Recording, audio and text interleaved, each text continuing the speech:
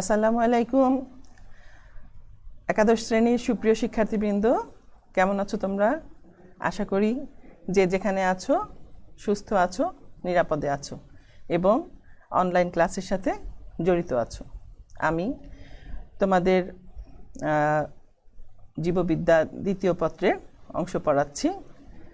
আমি ঢাকা কলেজের সহযোগী অধ্যাপক সালমা বেগম। তোমরা আমাকে এর আগেও দুটি ক্লাসে দেখেছো। ঢাকা কলেজের ছাত্ররা এবং সারা বাংলাদেশের যেসব ছাত্রছাত্রীরা আমাদের ক্লাস দেখছো, তোমাদেরকে আজকের অনলাইন ক্লাসে স্বাগত। তো তোমরা গত দুটি ক্লাসে আমাকে অন্য একটি মাধ্যমে ক্লাস নিতে দেখেছো। আজকে একটু ভিন্ন মাধ্যমে ক্লাস নিতে এসেছি। দেখা যাক কতটুকু সফলভাবে নিতে পারি। গত ক্লাসে আমি কিছু কমেন্টস দেখেছিলাম যে কেউ কেউ হয়তো লেজার পয়েন্টের আলোটা দেখতে পাচ্ছিলে না, আবার এমন কিছু কমেন্ট করেছো যে মনে হচ্ছিল যে আসলে ক্লাসের সাথে কি সংযুক্ত আছো না হঠাৎ করে ঢুকে একটা কমেন্ট করে চলে গেছো, এরকম মনে হয়েছে।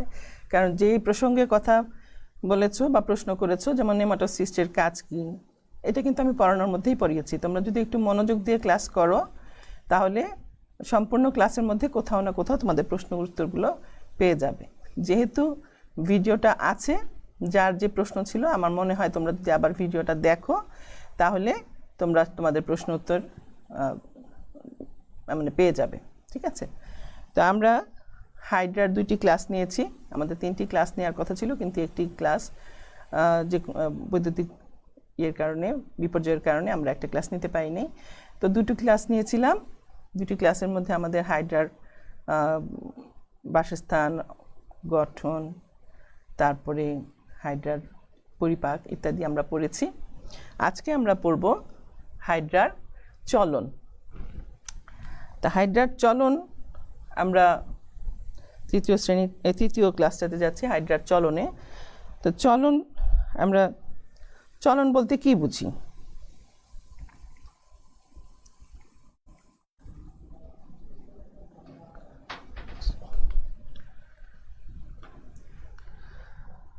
চলনের সংজ্ঞা হলো, আমরাও কিন্তু চলাচল করি, তাই না? সব জীবী মানে সব প্রাণী চলাচল করে।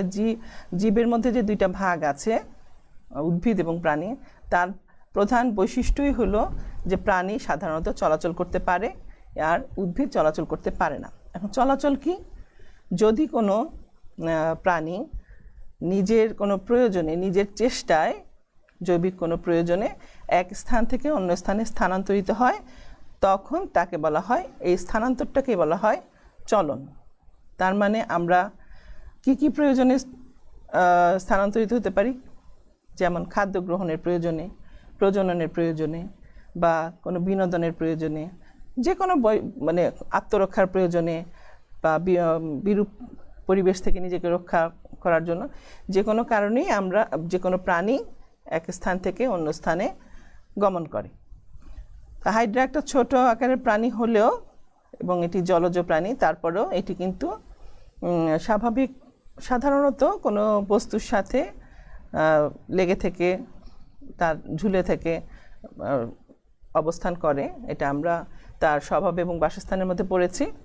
এবং সে স্রোত কম আছে এমন মিঠা পানিতে এদের দেখা যায়, তোমরা জানো। তো এই প্রাণীটা যখন যে প্রক্রিয়াতে তার জীবনের যে কোনো জৈবিক প্রয়োজনে নিজের চেষ্টায়, হ্যাঁ, অন্য কিন্তু ধাক্কা দিয়ে দূরে সরিয়ে দিলে এটাকে কিন্তু চলন বলা হবে না। নিজের চেষ্টায় যদি স্থানান্তরিত হয় তবে তাকে বলা হবে চলন। তো চলন কি কারণে হয় আমি বলেছি।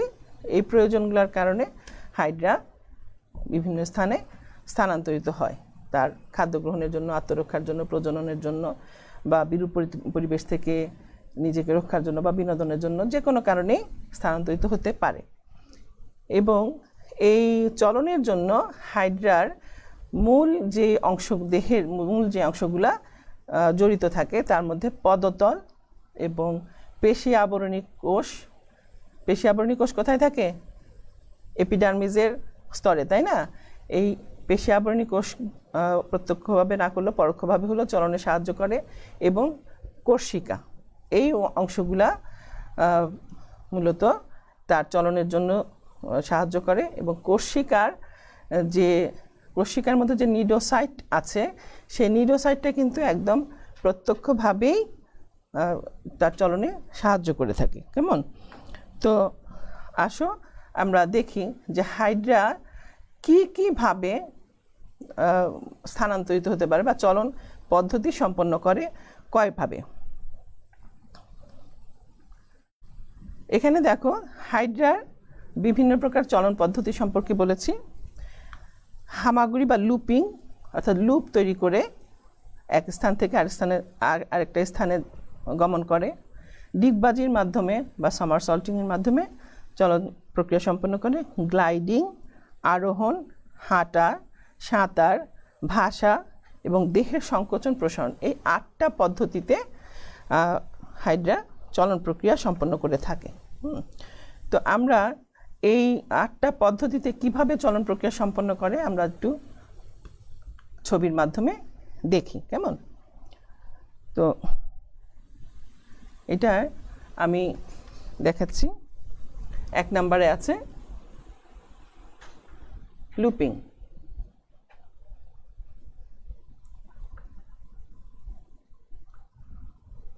এইটা যদি একটা হাইড্রার ভিত্তি বা তল হয়, মানে যেদিকে হাইড্রা গমন করবে। কেমন? মনে করো এখানে একটা হাইড্রা অবস্থান করছে কোনো বস্তুর সাথে লেগে বা হোক, এটা তার ভিত্তি। ভিত্তি মানে কি? যে পথে সে যাবে মনে করছে। কেন যাচ্ছে? তা খাদ্য শিকার করার জন্য হতে পারে, আত্মরক্ষার জন্য হতে পারে, যে কোনো কারণে হতে পারে। এইটা যদি এইদিকে তার গমন পথ হয়, তখন এর কোষিকাগুলোকে এইদিকে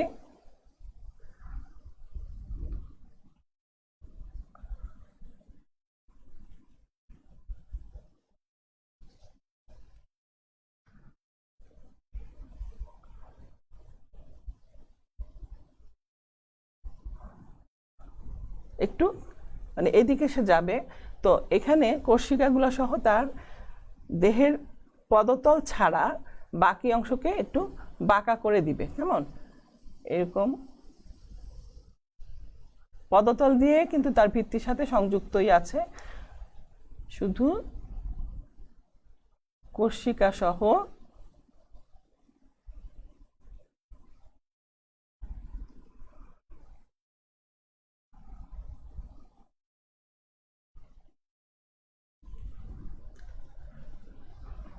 বাঁকা হয়ে গেল। তারপরে এটা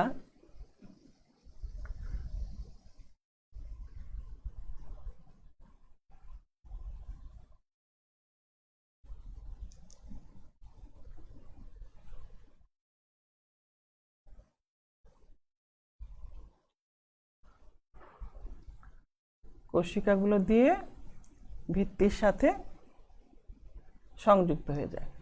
সাধারণত এটি যখন তার লম্বা দূরত্ব অতিক্রম করার প্রয়োজন হয়, তখন এই লুপিং পদ্ধতিতে তার চলন প্রক্রিয়া সম্পন্ন করে।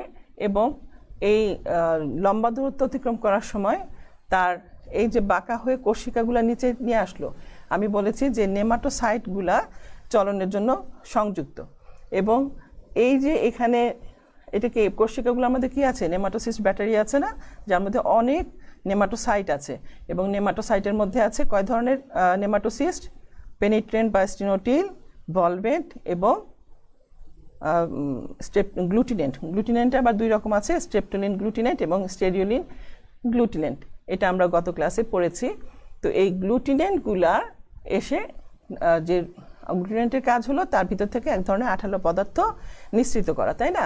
তো এই আঠালো পদার্থগুলো দিয়ে তার গতিপথের যে জায়গায় যাবে সেখানে কোষিকাগুলো দিয়ে আটকে যায়।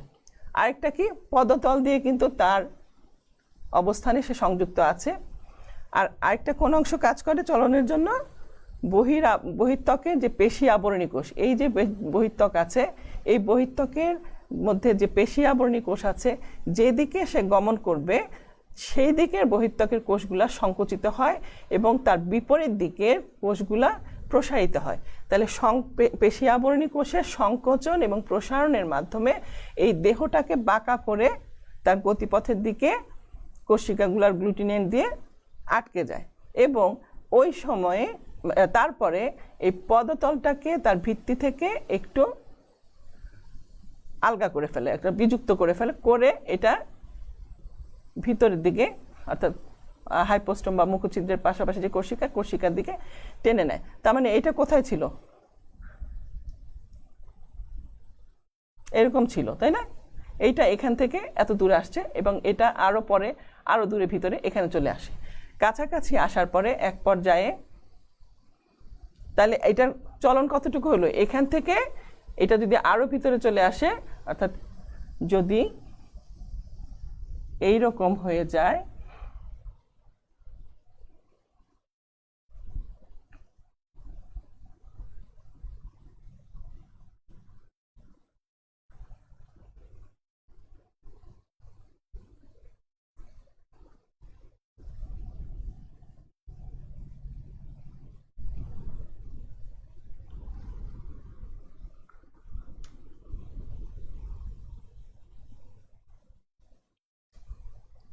তাহলে কিন্তু তার বেশ কিছুটুক জায়গা সে স্থানান্তরিত হয়ে গেছে, তাই না?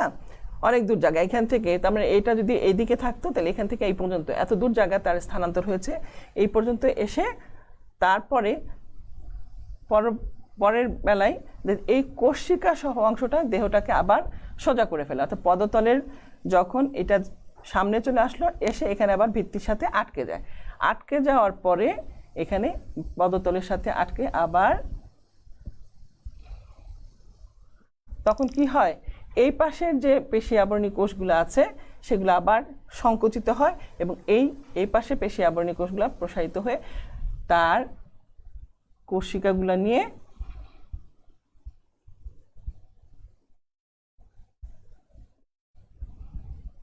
সোজা হয়ে যায়।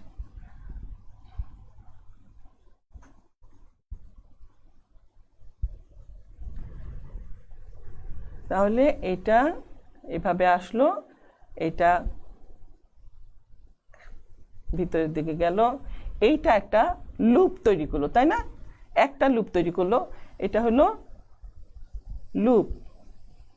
এই জন্য এই পদ্ধতিকে বলা হয় লুপিং। এইটা তখন তারপরে সোজা হয়ে খাড়া হয়ে যায়, খাড়া হয়ে গেল।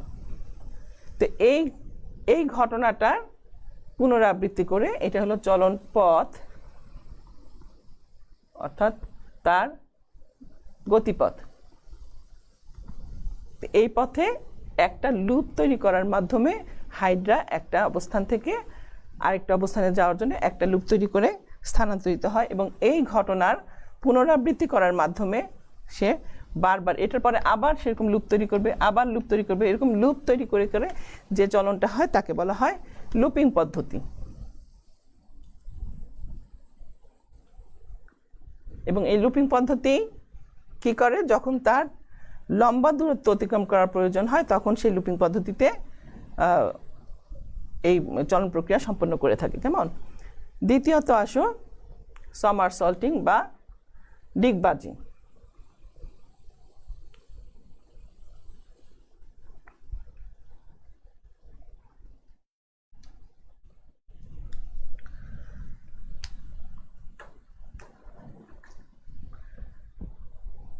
এখানে সাধারণত হাইড্রা স্বাভাবিকভাবে এই পদ্ধতিতেই চলাচল করে, স্বাভাবিক চলন পদ্ধতি এটা এটা যদি তার গতিপথ হয়, এখানে একটা হাইড্রা আছে,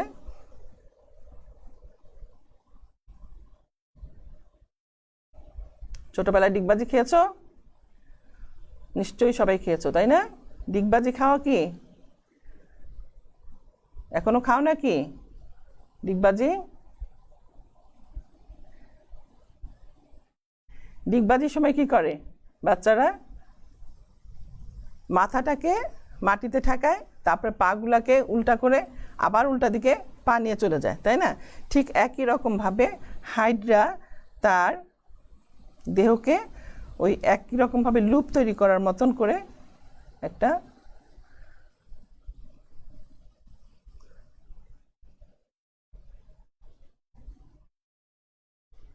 বাঁকা হয়ে এদিকে আসে।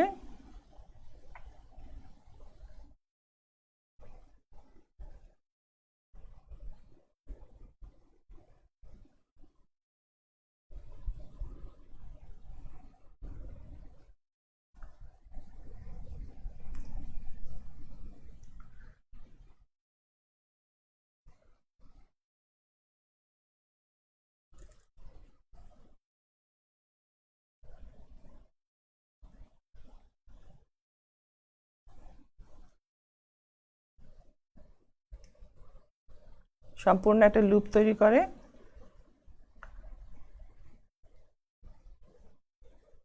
এখানেও কিন্তু তার পদতল, পেশি আবরণী কোষ এবং কোষিকার যে নেমাটোসিস্টগুলো আছে ঠিক একই রকমভাবে নেমাটোসিস্টের যে গ্লুটিনেন্ট নেমাটোসিস্টগুলো আছে সেগুলো দিয়ে গতিপথের দিকে অগ্রসর হয়ে এবং গতিপথে সে আঠালো পদার্থ নিঃসরণ করে এবং আটকে যায়।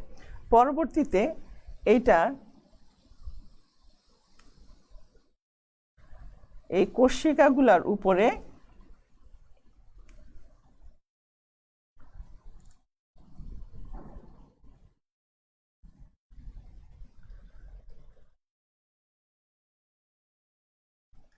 এরকম সোজা হয়ে আটকে যায়। তার মানে এইটা আর সামনের দিকে লুপিংয়ে আমরা যেমন দেখেছি যে পদতল সহ বডিটাকে সামনের দিকে অগ্রসর করে, সেটা না করে এই পদ্ধতিতে এটা করে কি, এটা তো এদিকে আসলো,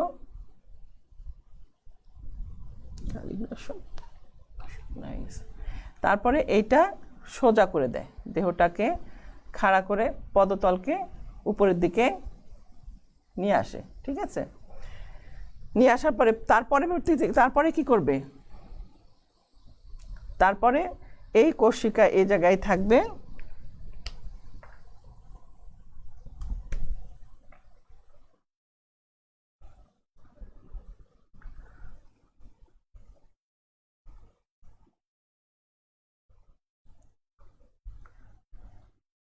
পদতলটাকে এইদিকে বাঁকা করে নিচের দিকে নিয়ে আসে।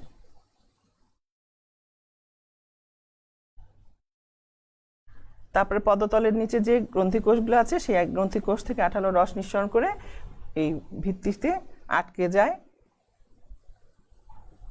এরকম হলো তো, তারপরের ধাপে এইটা আবার সোজা হয়ে যাবে।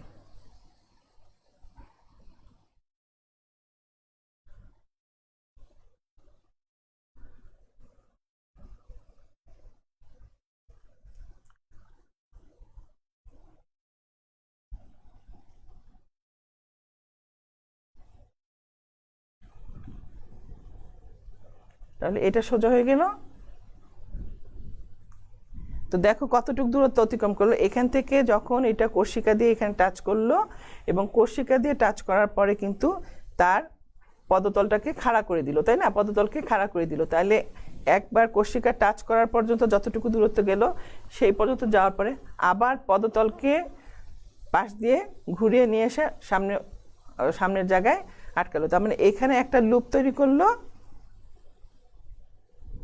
এইখানে আরেকটা লুপ তৈরি করলো। দুইটা লুপ তৈরি করার মাধ্যমে এই সামারসল্টিং বা ডিগবাজি চলনটা সম্পন্ন করে থাকে এবং তারপরে এটা দেহটাকে খাড়া করে দিল। ঠিক আছে, তো এই পর্যন্ত এইটা, পরে এইটা, এই চিত্রগুলোকে তোমরা কিন্তু এভাবে তীর চিহ্ন দিয়ে বুঝিয়ে দিবে, কেমন?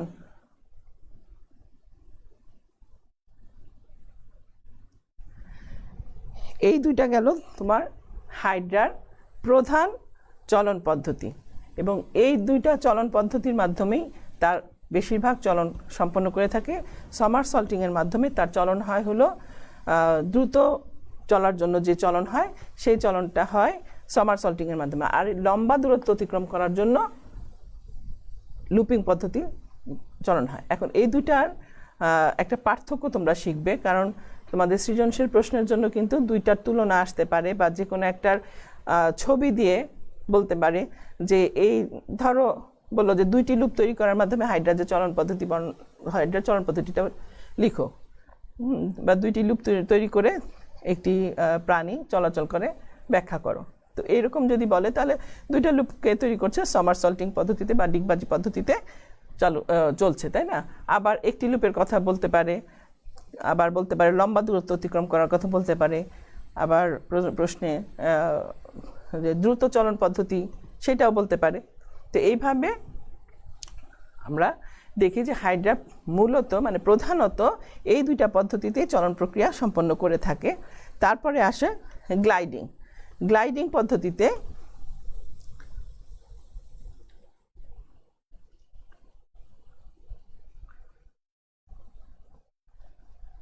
গ্লাইডিং পদ্ধতি খুব ধীর গতিসম্পন্ন একটা চলন পদ্ধতি। হাইড্রা যখন যে পথে যেতে চায় সেখানে কিন্তু হাইড্রাটা এবং খুব কম সময়ে তারা এই পদ্ধতিতে চলন প্রক্রিয়া সম্পন্ন করে। তাদের এটাকে অনেকটা শামুকের চলনের সাথে তুলনা করা হয়। শামুকের চলন নিশ্চয়ই দেখেছো।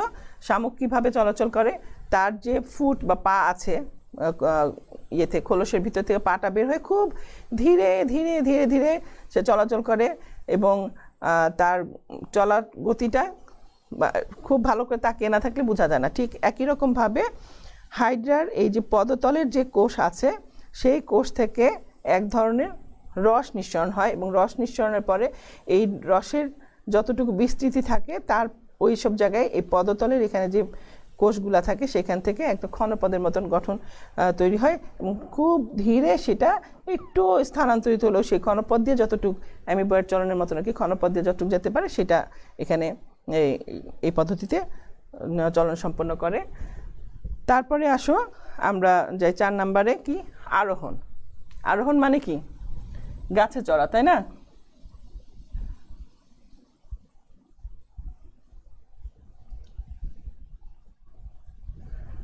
আমরা যদি একটা গাছ আঁকি, আমরা হাইড্রার কি বলছিলাম যে পানিতে কোনো গাছের পাতা বা কোনো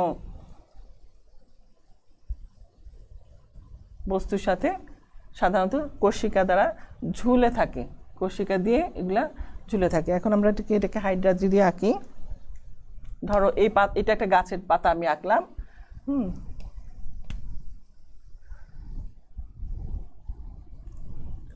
গাছ বুঝিয়ে দিলাম। এই গাছের এইখানে একটা হাইড্রা অবস্থান করছে এবং তার কর্ষিকা দিয়ে গাছের সাথে ঝুলে আছে।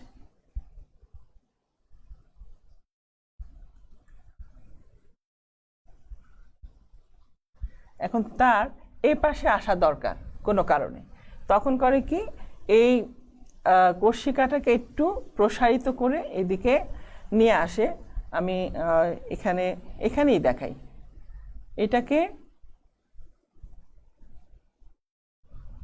এটা আরোহণের চিত্র। আমি একটা পাতাটার মধ্যে দেখাই, করে কি কর্ষিকা দিয়ে এই পাশে চলে আসে এবং কর্ষিকাগুলোকে আস্তে আস্তে একটু পাশে নিয়ে আসতে থাকে এবং পদতলকে কিন্তু বাঁকা করে এই দিকে নিয়ে আসে, বডিটাকে ঘুরিয়ে এই পাশে নিয়ে আসে যাতে করে তার কর্ষিকাকে স্থানান্তর করতে সহজ হয়।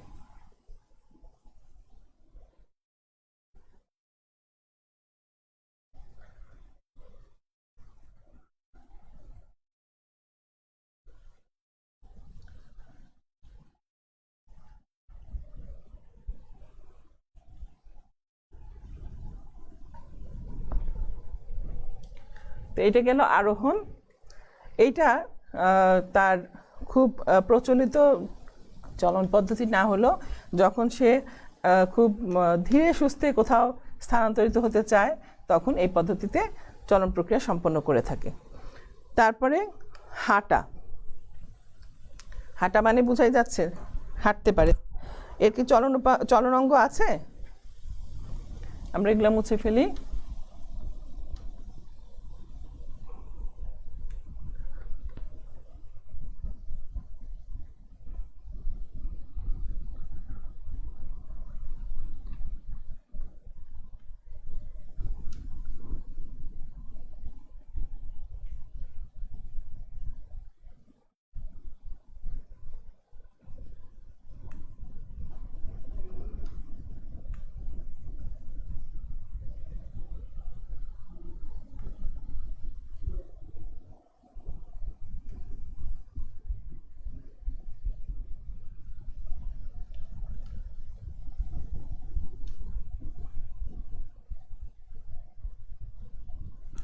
হাইড্রার তো কোনো চলন অঙ্গ নাই, তাই না? দেহের প্রতিটা অংশই কিন্তু হাইড্রার চলনের সাথে সংযুক্ত থাকে, এবং আমরা দেখি যে বিশেষ করে কোষিকা অংশটা খুব বেশি এটার সাথে এই কাজটার সাথে জড়িত।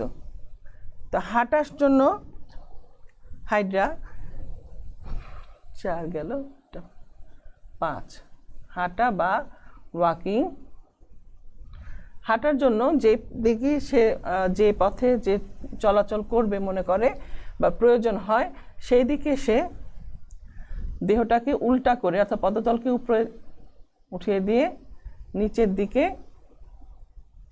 কোষিকাগুলোকে বিস্তৃত করে দেয়।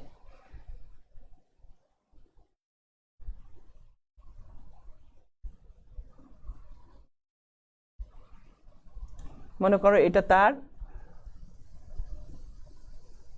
ভিত্তি বা চলন, যেখানে সে দাঁড়াতে পারে। হ্যাঁ, এখানে সে কোষিকাগুলোকে এরকম ছড়িয়ে দেয়।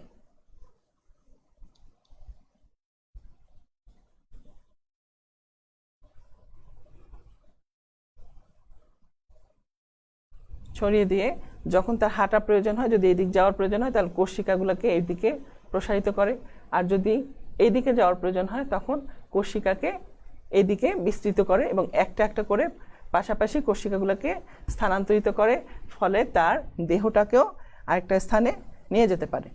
তো এইভাবে খুব আস্তে আস্তে সে হাঁটা প্রক্রিয়া সম্পন্ন করতে পারে।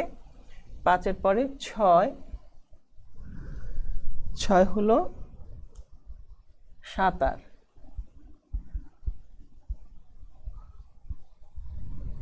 এই পদ্ধতিতে তার দেহটাকে খুব সহজ এবং শিথিল করে রাখে, নিস্তেজ করে দিয়ে এটা পানিতে নিজের দেহটাকে ভাসিয়ে দেয়, এবং তার সামনে যে কোষিকাগুলো আছে সেইগুলা সাঁতারের সময় যেমন হাত এবং পায়ের কাজ চলে, এই কোষিকাগুলোর আন্দোলনের মাধ্যমে পানিতে আন্দোলিত করে সে অর্থাৎ বৈঠার মতন কাজ করে এই কোষিকাগুলো দিয়ে পানিতে স্ট্রোক তৈরি করে বা আন্দোলন তৈরি করে এই পদ্ধতিতে সাঁতার কেটে স্থানান্তরিত হতে পারে। এভাবেও চলন প্রক্রিয়া সম্পন্ন করে। তারপরে আসো ভাষা। এখন এখানে কিন্তু কোষিকাগুলার যেমন কাজ করছে, এই পেশি আবরণী কোষে কিন্তু সংকুচিত হয়ে বা মানে প্রসারিত করতে হয়। কোষিকাগুলো যখন সামনের দিকে যায় তখন কিন্তু এখানের পেশি আবরণী কোষগুলো যদি প্রসারিত না করে তাহলে কিন্তু সে অগ্রসর হতে পারবে না। ঠিক আছে? 7 ভাষা।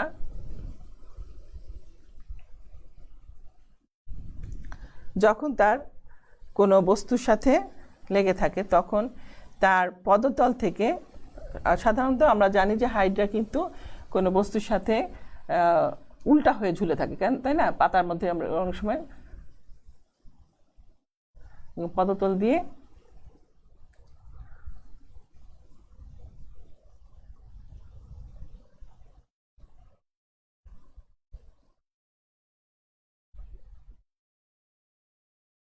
এইভাবে ঝুলে থাকে, তাই না?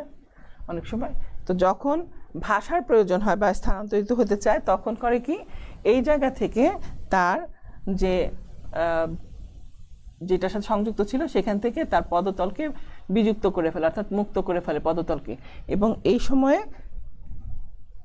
মুক্ত করার পরে এইখানে এক ধরনের পদতলের মধ্যে অনেক গ্রন্থি কোষ আছে না, সেই গ্রন্থি কোষ থেকে এয়ার বাবল বা বাবলের মতন একটা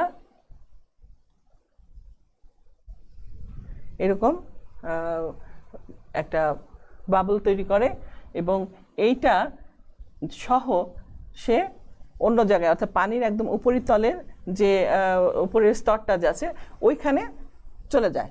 তো চলে যাওয়ার পরে এখানে এটা তখন ফেটে যায়। ফেটে যাওয়ার পরে এই যে এখানে যে পিচ্ছিল পদার্থটা আছে গ্রন্থিকোষ থেকে নিঃসৃত রস, তো এটা এখানে যে পিচ্ছিল পদার্থটা আছে এইটা ফেটে যাওয়ার পরে কি হয়, একটা ভেলার মতন একটা আস্তরণ নিয়ে সে ভেসে থাকে, এরকম ভেলার মতন আস্তরণ নিয়ে ভেসে থাকে।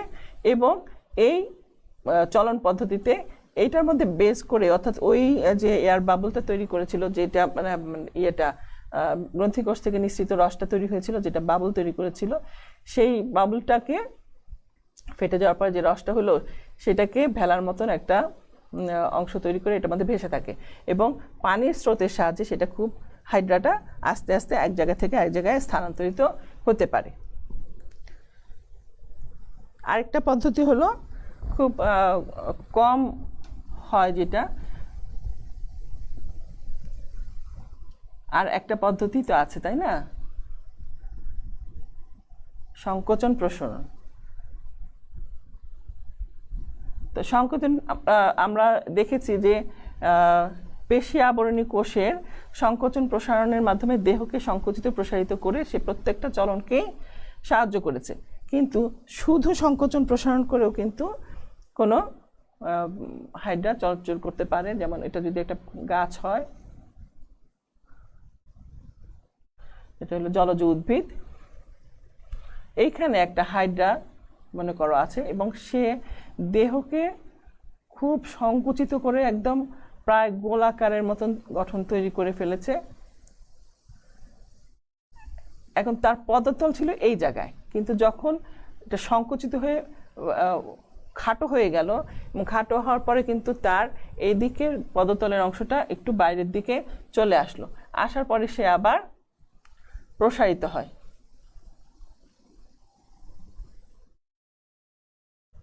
দেহকে প্রসারিত করে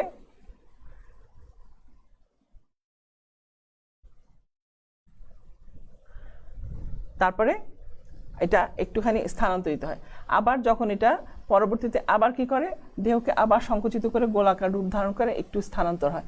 এভাবে খুব ছোট্ট ছোট্ট জায়গায় হচ্ছে এই গমন পদ্ধতিতে স্থানান্তর করে, মানে এই গমন পদ্ধতিতে খুব অল্প জায়গায় সে স্থানান্তরিত হয়। ঠিক আছে, তো আমরা দেখলাম যে এই 8টা পদ্ধতিতে যে হাইড্রার চলন সম্পন্ন হয়, সেই হাইড্রার চলনের মধ্যে সবচেয়ে ইম্পর্টেন্ট যে 2টা পদ্ধতি, সেটাতে সে হাইড্রা সবচেয়ে বেশি লম্বা দূরত্ব অতিক্রম করে এবং ইয়ে করে, কি বলে, দ্রুত চলন সম্পন্ন করে। বাকি যে 6টা পদ্ধতি আমরা দেখলাম, সেগুলো কিন্তু সময় বিশেষে খুব ধীরে সুস্থে যখন তার চলাচল করার প্রয়োজন হয়, তখন এই পদ্ধতিতে চলাচল করে। কিন্তু এই পদ্ধতিতে চলাচল করার সময় কিন্তু সাধারণত খাদ্য শিকারের জন্য সে এই পদ্ধতিগুলো অবলম্বন করতে পারে না।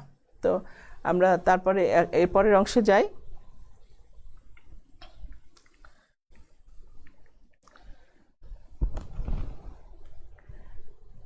এখানে দেখো আমি একটা পার্থক্য রেখেছি, যেটা নাকি যে প্রধান যে 2টা চলন পদ্ধতি আছে, এটা অনেক সময় তোমাদের পরীক্ষার প্রশ্নে আংশিকভাবে আসে বা পুরাপুরি একটা পার্থক্য হিসাবে বা তুলনামূলক কোনো প্রশ্ন হিসাবে এরকম আসতে পারে।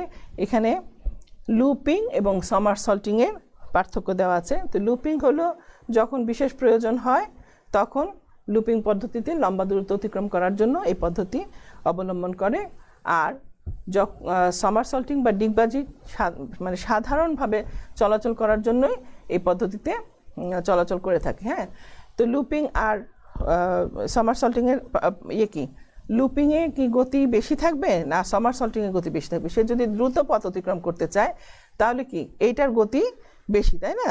এবং লুপিংয়ের গতিটা, লুপিংটা আমরা মুছে ফেলেছি, লুপিংয়ের গতিটা একটু তুলনামূলকভাবে কম থাকে। তারপরে লুপিংয়ের মধ্যে কিন্তু পদচাকতিটা উঠিয়ে ফেলার দরকার হয় না, কিন্তু এতে সামারসল্টিংয়ে দেখো পদচাকতি উঠিয়ে ফেলতে হয়, অর্থাৎ তার যে চলন পথ সেখান থেকে উঠিয়ে ফেলে। এবং এই লুপিংয়ে একটা লুপ তৈরি করে আর সামারসল্টিংয়ে 2টা লুপ তৈরি করে।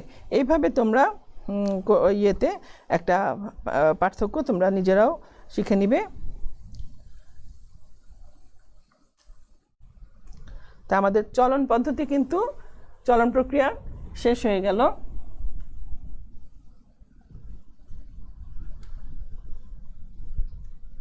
চলন কিন্তু খুবই ইম্পর্টেন্ট একটা প্রশ্ন, বুঝছো?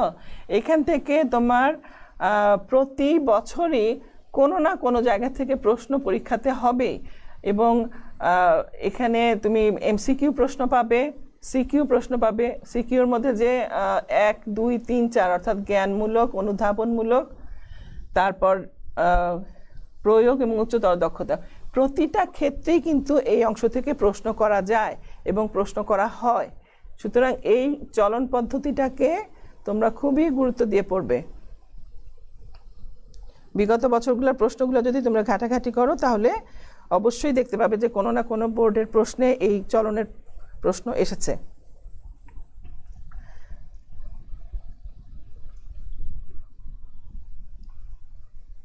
ঠিক আছে, আমাদের বোর্ডে আর তেমন কাজ নেই। আমরা এখন যাব আর একটা ছোট প্রশ্নে, যেটা কে বলছে শ্রম বন্টন। হাইড্রা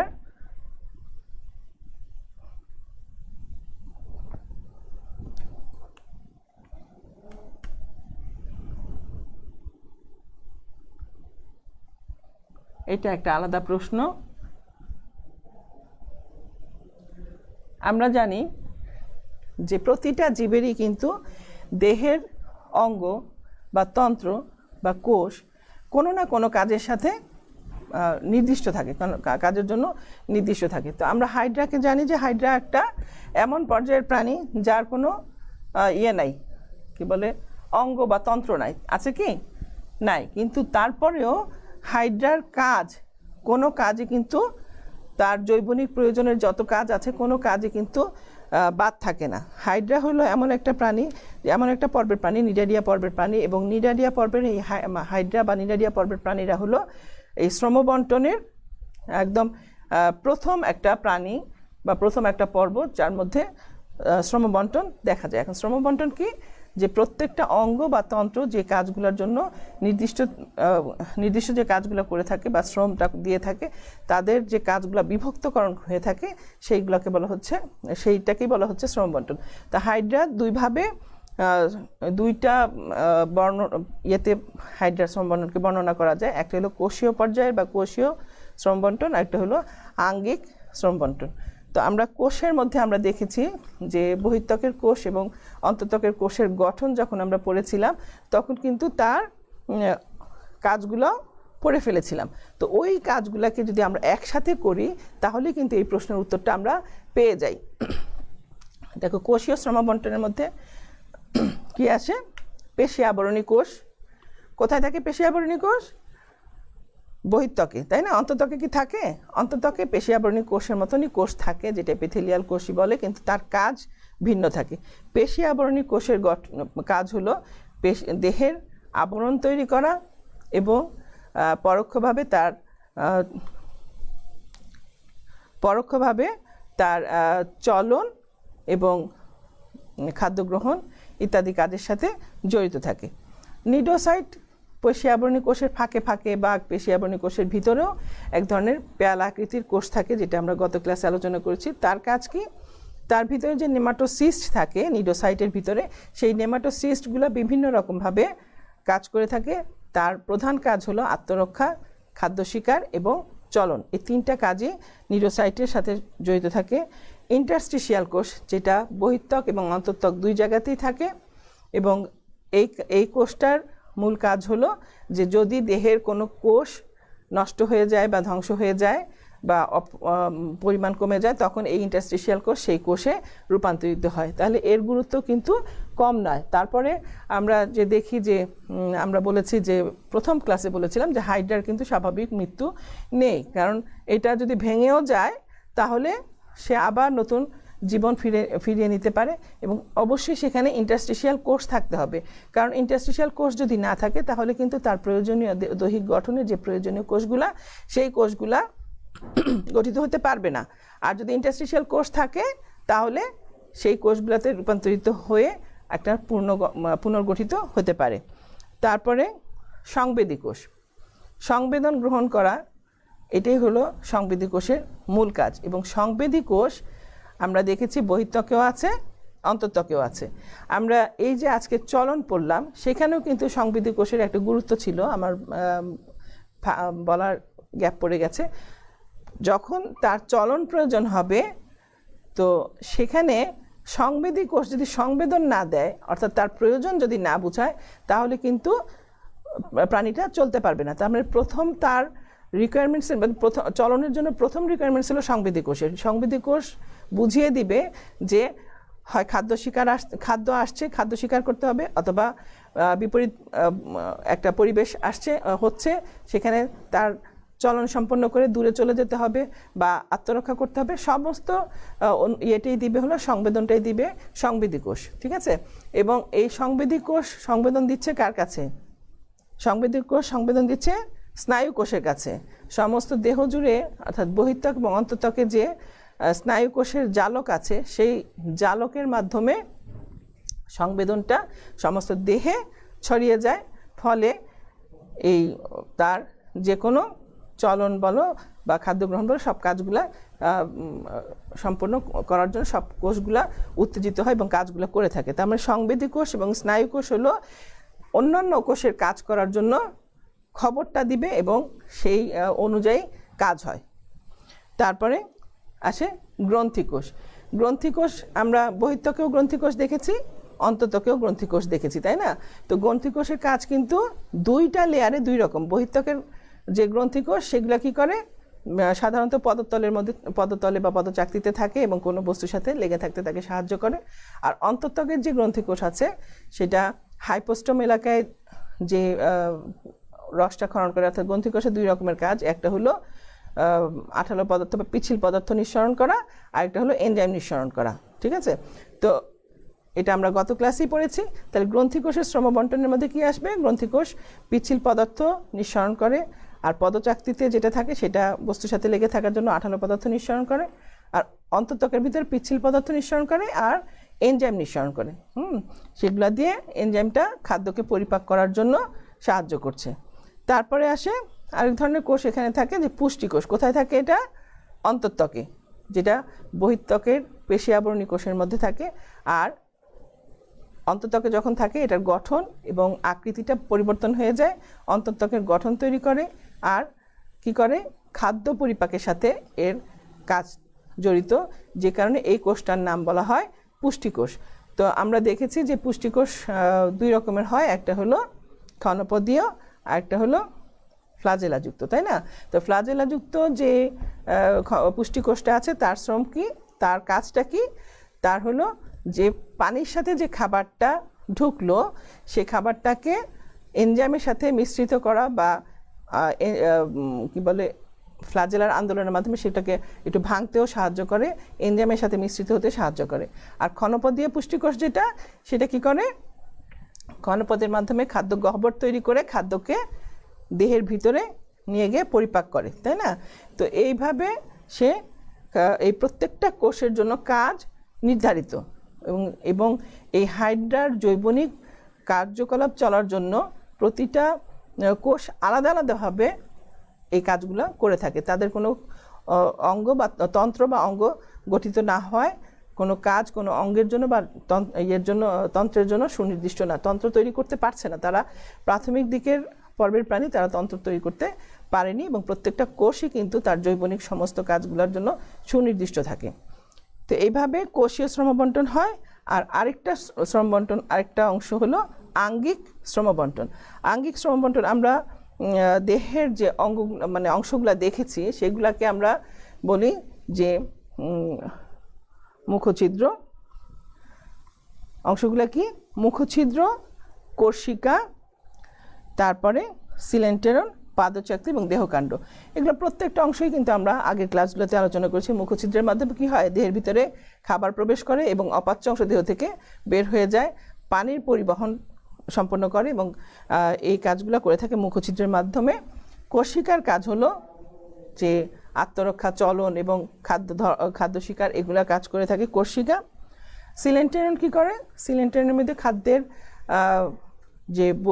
যে হয় কি বলে বহির্কোষীয় পরিপাক হয়, সেই পরিপাকের বর্জ্যটাও বের করা বা পরিপাকের উপযুক্ত পরিবেশ তৈরি করা, সিলেন্টেরনের মধ্যে পানি প্রবেশ করা, যেটাকে গ্যাস্ট্রোভাস্কুলার ক্যাভিটি বলে, সেই কাজগুলো করে থাকে সিলেন্টেরন বা গ্যাস্ট্রোভাস্কুলার ক্যাভিটি। পাদচাকতির মাধ্যমে কোনো বস্তুর সাথে লেগে থাকে এবং চলনে সাহায্য করে। আর দেহকাণ্ড, অর্থাৎ সম্পূর্ণ দেহটার মধ্যে সংকোচন প্রসারণের মাধ্যমে চলনে সাহায্য করে, আত্মরক্ষায় সাহায্য করে, দেহের নিরাপত্তার মানে আবরণ তৈরি করে। আরেকটা জিনিস তৈরি করে যে তার অযৌন প্রজননের সময় যে মুকুল তৈরি হয়, সেই মুকুলটা তৈরি করে থাকে এই ধর বা দেহকাণ্ডের মধ্যে। হ্যাঁ, মুকুল তৈরি হয় বা দেহের যে ভেঙে গেলে আবার নতুন করে তৈরি হতে পারে, সেটাও কিন্তু দেহের মধ্যে। তো এই গেল আমাদের হাইড্রার শ্রম বন্টনের আলোচনা। তো আজকে আমরা দুইটা বিষয় নিয়ে আলোচনা করেছি, দুইটা বিষয়ই তোমাদের জন্য খুব ইম্পর্টেন্ট। তা আমরা এখন একটু সময় আছে তোমাদের, তো আমরা একটা ছোট্ট ভিডিওর মাধ্যমে, একটা অ্যানিমেশনের মাধ্যমে, আমরা অ্যানিমেশন ভিডিওর মাধ্যমে তোমাদেরকে একটু আনন্দ দেওয়ার চেষ্টা করি। সেটা হলো হাইড্রার একটা চলন পদ্ধতির কিছু অংশ আমরা দেখব, কেমন? তা আমরা একটু ভিডিওটার দিকে তাকাই। এটা কিন্তু সত্যিকারের হাইড্রা না, এটা একটা অ্যানিমেশন তৈরি করা। তোমরা দেখো এখানে কতগুলো হাইড্রা একটা জলজ পরিবেশের মধ্যে আছে, তার পাশে আগাছা আছে বিভিন্ন রকমের। সেই হাইড্রাটা দেখো কোষিকাগুলোকে কেমন আন্দোলিত করছে, এবং হাইড্রাটা পদচাকতি দিয়ে কোনো মাটি, এখানে দেখাচ্ছে যে মাটির সাথে বা তলদেশের সাথে সংযুক্ত হয়ে আছে, ঠিক আছে? তো এরপরে আমরা দেখব যে একটা হাইড্রা টপ করে কী করে চলন প্রক্রিয়া সম্পন্ন করছে।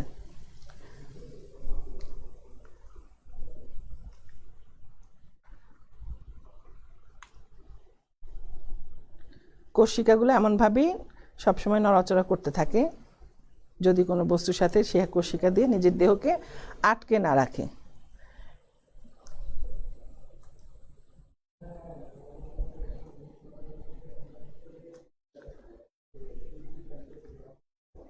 দেখো কি করলো, লুপিং পদ্ধতি তৈরি করলো, কিন্তু লুপিং পদ্ধতিতে স্থানান্তরিত হচ্ছে।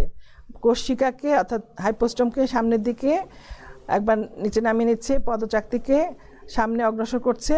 এইভাবে সে একটা স্ট্রেট লাইনে লম্বায় চলাচল করছে, তাই না? তাহলে এইটা কি পদ্ধতি? এটা হলো 1 নাম্বার যে পদ্ধতিটা আমরা বলেছি লুপিং। এই লুপিং পদ্ধতিতে হাইড্রা কিভাবে স্থানান্তরিত হলো দেখেছ? তারপরে দেখি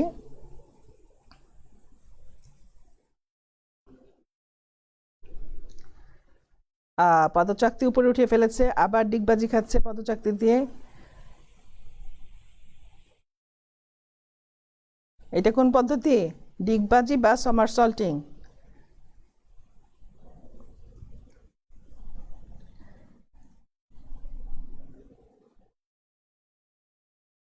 তারপরে দেখি কোনটা আসে।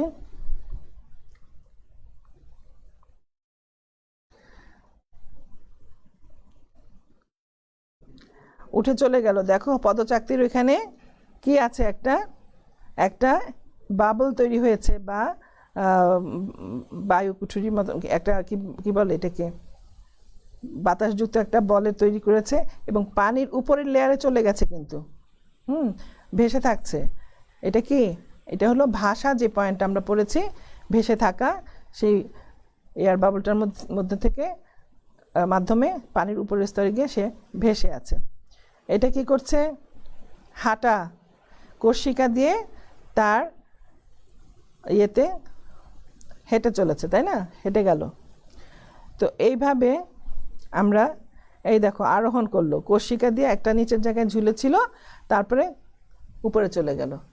তো এই গেল আমাদের একটা ছোট্ট ভিডিও, যার মাধ্যমে আমরা দেখার চেষ্টা করেছি যে হাইড্রা কিভাবে চলাচল করে।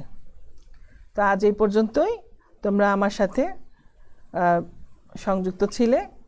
আশা করি তোমাদের ক্লাস ভালো লেগেছে এবং পড়তে সহজ হবে। তো আজ এই পর্যন্তই। তোমরা ভালো থাকো।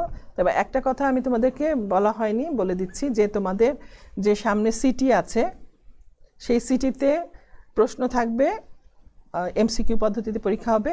এবং আজকে পর্যন্ত আমরা যতটুকু পড়েছি, এই পর্যন্ত তোমাদের কিন্তু জীববিজ্ঞান দ্বিতীয় পত্রের প্রশ্ন থাকবে। যেমন আমরা চলন এবং শ্রমবন্টন পর্যন্ত এবং বিগত 2টা ক্লাসে যা পড়িয়েছি, এই পর্যন্ত তোমাদের প্রথম চ্যাপ্টার এবং দ্বিতীয় চ্যাপ্টারের এই অংশ পর্যন্ত। দ্বিতীয় চ্যাপ্টার কিন্তু আমাদের শেষ হয়নি, যেটা পড়ানো হয়নি সেটা এই পরীক্ষায় থাকবে না। যে পর্যন্ত দ্বিতীয় চ্যাপ্টারে পড়ানো হলো এবং প্রথম চ্যাপ্টার সম্পূর্ণ, এই সম্পূর্ণ অংশ মিলে তোমাদের সিটির সিলেবাস। ঠিক আছে, সিটির সিলেবাস হাইড্রা পর্যন্ত ছিল, কিন্তু প্রশ্নটা এর মধ্যেই থাকবে, যেটা পড়ানো হয়নি সেটা থেকে প্রশ্ন থাকবে না। ঠিক আছে, তো ভালো থাকো, আল্লাহ হাফিজ, ধন্যবাদ।